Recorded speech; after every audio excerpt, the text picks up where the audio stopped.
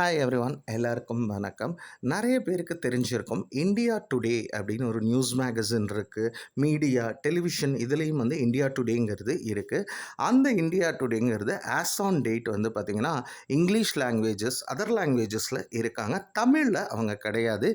இன்றைக்கி அஃபீஷியலாக India today Tamil வந்து start பண்ணியிருக்காங்க. இந்தியா டுடேவோட ரவுண்ட் டேபிள் நடந்துச்சு. இந்த ரவுண்ட் டேபிளில் இந்தியா டுடே தமிழுங்கிறது ஆரம்பிச்சிருக்காங்க. இதை ஆரம்பித்து வச்சு இதை இனாகரேட் பண்ணுறவர் யார் அப்படின்னு பார்த்தீங்கன்னா தமிழக முதல்வரான ஜோசப் விஜய் தான். அவர் அந்த விழாவில் பங்கேற்று இந்தியா டுடே தமிழை வந்து அஃபிஷியலி லான்ச் பண்ணியிருக்காரு.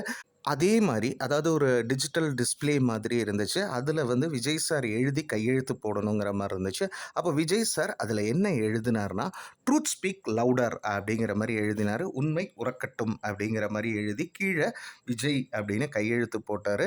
இன்றைக்கி விஜய் தலைமையில் வந்து பார்த்திங்கன்னா இந்தியா டுடே தமிழுங்கிறது ஊடகத்தில் வந்து லான்ச் ஆகிருக்கு.